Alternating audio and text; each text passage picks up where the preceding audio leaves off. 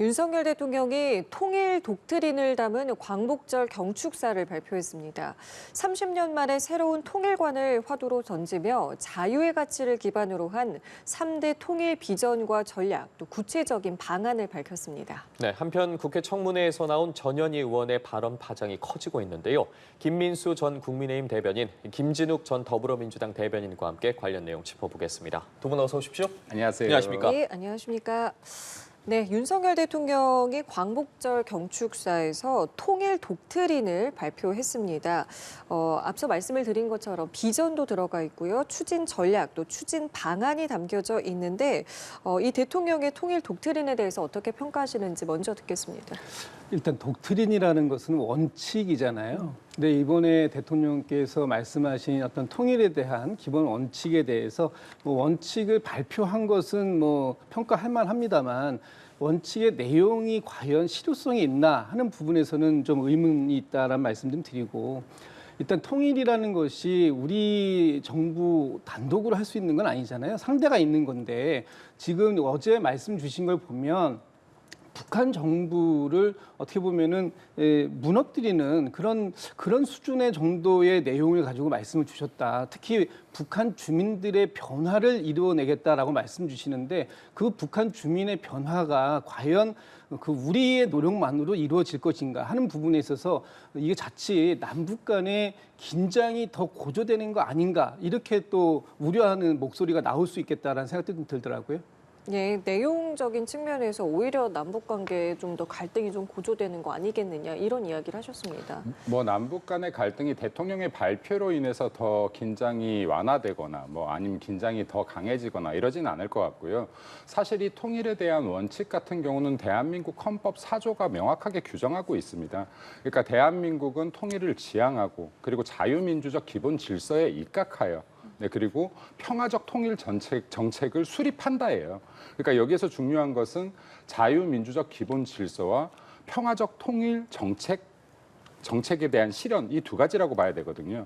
근데 지금 어찌되었건 간에 통일이 된다라고 하면 평화적 통일 그리고 자유민주적 통일이 되고자 함은 결국에는 북한 주민의 밑에서부터의 이 소망들이 들끓어야지만 가능하지 않겠습니까? 그게 아니라고 하면 결국에는 전쟁이나 적화 통일을 의미하는 것이 될 수밖에 없다. 그렇기 때문에 지금 어제 대통령이 발표한 내용은 대한민국 헌법 4조에 입각한 정책이다라고 보는 것이 맞을 것 같고요. 그래서 3가지 통일 비전이라든지 3가지 통일 전략 그리고 7가지 통일 방안에 대해서 발표를 했는데 이러한 방안들에 대해서 어쨌든 명확하게 표명함으로써 그리고 대한민국에서 북한 주민들에 대한 인권을 더 중요시하고 북한 주민들의 마음을 움직일 수 있는 방안들이 단기적이 아니라 장기적인 플랜에 의해서 이렇게 이루어져야 되지 않을까라고 생각합니다. 네. 예. 자, 그리고 어제 발언을 또 보면은 이 완전한 광복이라는 것은 자유민주 통일국가가 만들어지는 그 날에 이제 실현이 되는 것이다라는 이제 발언을 했습니다. 이 내용을 두고 이제 대통령실에서는 그러니까 건국의 완성이라는 게 이제 남북 통일이 이제 됐을 때 그 시점이다라는 의미라는 것인데, 최근 이제 건국절 논란이 좀 있지 않았습니까? 그것과 관련해서 그걸 좀 불식시키기 위한 발언 아니냐, 이런 해석에 대해서는 어떤 생각 갖고 계시는지? 대통령이나 용산의 정부의 입장에서는 어쨌든 간에 여와 야의 이런 화합도 필요하고요. 그리고 또 이러한 갈등을 좀 완화시키는 부분들이 필요하기 때문에 이런 발언들이 나오지 않았나 싶어요. 근데 제 개인적으로 봤었을 때는 자유 대한민국의 건국은 48년 8월 15일이 맞다, 명확하게. 이것은 건국절, 건국일로서 대한민국 역사가 명확하게 규정하고 있는 것이고, 또 45년 8월 15일은 우리가 너무나 기뻐해야 될 강복절이 맞다. 또 1919년은 임시정부 수립일이 맞다. 그러니까 저는 항상 이런 이야기를 하는데요. 역사를 좀 명확하게 하기 위해서 이러한 부분들은 좀 필요하고 짚고 넘어가야 될 부분인데, 저희 부모님의 결혼기념일 너무나 중요하죠. 근데 그렇다라고 해서 그날이 제 생일이라고 우길 수는 없는 거예요. 근데 지금 어쨌든 간에 대한민국이 건국되고 나서 이 이후로 어찌됐든 지금까지 이렇게 번성하고 번영한 국가를 이루었는데 이러한 부분들을 어떻게 무시할 수 있겠는가 하는 게 제 개인적인 견해이고 또 정부의 입장이나 대통령의 입장에서는 이런 여야 화합과 그리고 이런 역사적 갈등을 통해서 국민 갈등을 야기하는 것은 좋지 않으니 보다 좀 화합적이고 통합적인 차원에서 이런 발언들이 나가지 않았을까 싶습니다. 예, 네. 알겠습니다.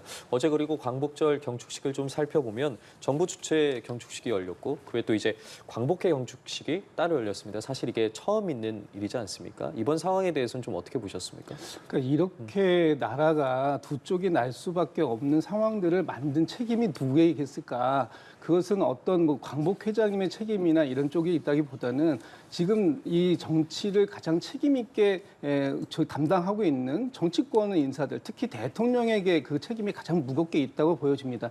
지금 좀 전에 그 건국 48년을 건국이라고 말씀을 주셨는데 그 당시에 이승만 대통령도 그때를 건국이라고 하지 않으셨어요. 그때 48년 8월에 그 정부를 수립하고 9월 달에 관보 1호에 이런 표현이 있습니다. 대한민국 30년이라는 표현이 있습니다. 그리고 지금 우리나라의 그 헌법에도 보면 대한민국 임시 그 정부의 법통을 이어받아 이렇게 되어 있어요. 그러니까 이런 부분들을 무시하고 그동안 우리 사회가 인정했던 그 정부 수립이라는 표현 대신에 건국이라는 표현을 굳이 지금 이 시점에 쓰면서 이 사회를 이렇게 두동강을 냈어야 했는가 하는 부분에 대해서는 다시 한번 대통령의 책임을 무겁게 말씀드리지 않을 수 없고요.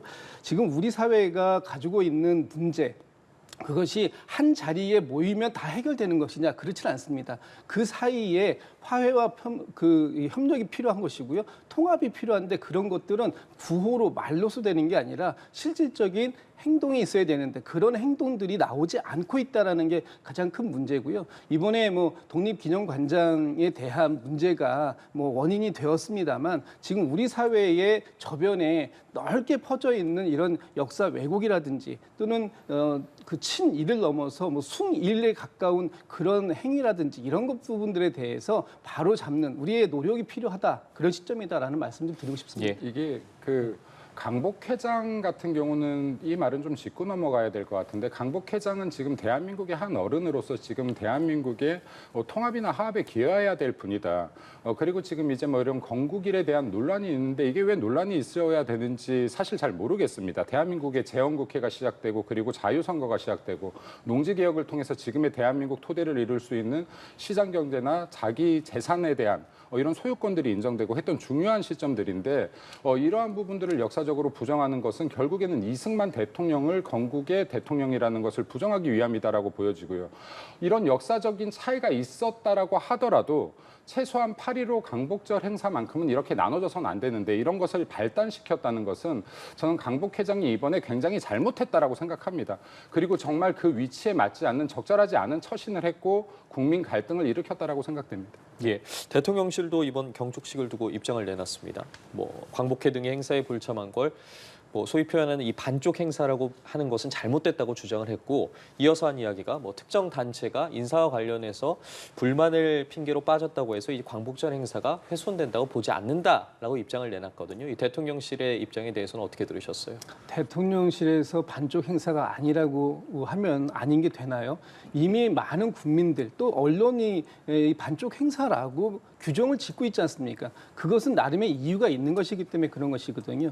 지금 이번 그 광복회에서 어떤 독립기념관장의 문제 삼았지만 지금 우리 사회에서 일어나고 있는 문제들, 특히 사도광산에 대해서 일본이 유네스코에 등재할 때 강제성에 대한 부분을 표시하지 않음에도 불구하고 정부가 아무 말도 못 하고 있습니다.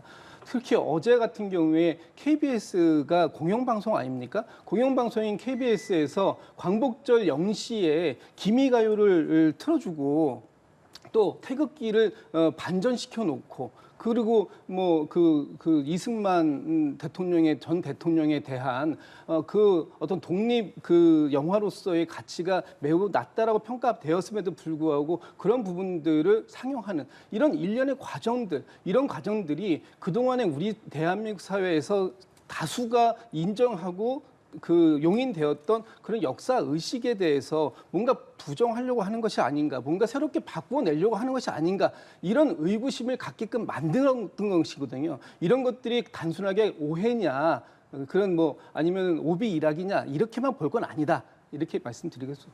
예, 의견 한번 여쭤볼게요. 일단은 이게 그런 것 같아요. 여기에 지금 8.15 강복절이라는 행사 자체가 왜 하는지, 네, 이거 지금 우리나라 지금의 대한민국이 있는 걸 다들 전 국민적 축제라고 하는 거 아닙니까? 그리고 모두가 다 기뻐하는 날이라고 하는데 이날 정말로 해야 되는 것은 그렇다라고 하면 우리가 지난 역사를 돌아보고 앞으로 나아갈 곳들을 다시 한번 생각하는 계기가 돼야 되는데 과연 지금 이러한 시점들에서 80년이 지난 이 시점에서 다시 보복을 다짐하고 복수를 다짐하는 것이 맞는지, 아니면 미래를 열어보고 미래에 대한 발전 방향을 고민하는 것이 맞는지. 그러니까 지금 대한민국의 지나친 이러한 역사 논쟁들을 계속해서 민주당에서 만들어내면서 저는 이러한 갈등들을 계속 만든다라고 봐요. 국민적 갈등으로 만들어간다라고 보거든요. 그래서 이러한 것들은 미래로 나아가는데 계속해서 발목 잡기뿐이 되지 않는다라고 생각합니다. 네. 예. 제가 여기서 한 말씀만 좀 짧게 예, 예. 드릴게요. 예. 지금 저는 김민수 대변인 말씀에 많이 동의하는 부분이 있습니다. 미래로 나가야 되는 부분이 있죠. 그러나 어제 그가 광복절 아닙니까? 어제 그 일본에서는 일본의 언론들이 이렇게 평가했더라고요. 대통령께서 광복절 행사에서 일본에 대한 얘기, 특히 과거사에 대한 언급을 안 한 것은 이례적이다라는 이런 평가까지 나오고 있습니다. 오히려 일본에서조차 이례적이라는 얘기가 나온다는 것은 우리가 그 부분을 갖다가 얘기 안 하는 것이 극일하는 것이 아니라 잘못된 점은 잘못됐다고 과거를 정확하게 짚어줄 때 앞으로 미래로 나아갈 수 있는 기회가 있는 것이다. 이런 말씀을 드리고 싶습니다. 이게요, 저는 지난 정권들에서 모두가 사실은 이 부분에 대해서는 국민 눈치를 봅니다. 저희들이 여기에 계신 어떤 분들도 사실 일제시대에 태어나지 않았거든요. 그런데 그럼에도 불구하고 국민들의 눈치를 보면서 항상 이 강복절마다 이런 대일 발언들을 많이 했어요. 근데 이번 윤석열 정권 같은 경우에는 지난 문재인 정권에서 훼손시켰던 이 한일 관계들을 많이 복원시켰습니다. 화이트리스트 복원도 그렇고요. 통화 스와프도 재개도 마찬가지고요. 그럼 경제 정책뿐만이 아니라 한미일 군사 동맹도 그렇고요. 그럼 이러한 부분들이 다 미래로 나아가기 위함인데 언제까지 과거를 두고 가장 가까운 이웃 국가와 적대시만 할 것이냐. 그리고 지금 실제로 일본 같은 나라는 우리나라의 적으로 규정되어 있는 나라가 아니죠. 경제적으로도 군사적으로도 우호 국가입니다. 근데 이러한 나라들과 1년에 한 번씩 주기적으로 반일에 대한 감정을 자극하는 것보다는 미래로 나아가는 방향들을 제시할 때 지금 우리 아이들에게나 후손들에게 더 나은 발전적인 방향들을 제시할 수 있을 것이라고 생각됩니다. 알겠습니다. 자, 이렇게 경축식 참석을 한 윤 대통령이 경축식 참석에 앞서서 유경수 여사의 묘소도 참배를 했습니다. 관련해서 민주당에서는 광복절인데도 지지층 결집에만 골몰하는 것이다라고 비판을 또 하고 있습니다. 민주당이 이런 비판은 진짜로 하면 안 되는 것 같아요. 왜냐하면 진짜 노무현 전 대통령이나 김대중 전 대통령의 그 곳을 찾는 것은 국민 화합을 위한 것이고 통합을 위한 것이고, 그리고 유경수 여사의 이 생가를 찾는 것은 국민 갈등을 야기하고 지지층 결집만을 위한 것이냐? 아니죠. 유경수 여사 같은 경우는 진짜로 그 예민의 상징이기도 하거든요. 통합의 상징이기도 하고 화합의 상징이기도 합니다. 예를 들어서 민주당의 당시 박정희 정권에 반대했던 분들조차도 유경수 여사에 대해서만큼은 비판이나 비난을 자제하는 분위기예요. 그리고 여기 그 조사에서도 한 번 있죠. 여기 대통령의 영부인들 중에서 유일하게 긍정평가를 받은 분이기도 합니다. 네, 그리고 한센병 환자들이나 이거 다 아시는 사실들이잖아요. 한센병 환자들도 정말로 이렇게 사회적 약자들에 대해서 안아주려고 노력했고, 그러한 부분들 때문에 소록도라는 호남 지역에서 유일하게 보수의 표가 많이 나오는 지역이 유일하게 한 곳 있는 거 아닙니까? 근데 이런 것들은 결국에는 유경수 여사에 대해서 찾아가는 것들이 화합을 다시 한번 강조하고, 그리고 통합을 강조하고, 애민을 강조하고, 이러한 부분으로 해석을 해줘야 민주당에서도 여야 할 거 없이 훌륭한 모델들을 삼는 것인데, 이것을 지지층 결집이라고 밀어붙인다라고 하면 이 역시도 국민 갈등을 야기하는 발언이다라고 생각합니다. 그래서 좋은 부분들, 서로 격려해주고 다독일 부분들은 그렇게 넘어가야지 국민 통합이나 그리고 국가 발전에도 이롭다라는 말씀 드리고 싶습니다. 알겠습니다. 이번에는 국회 상황 살펴보겠습니다.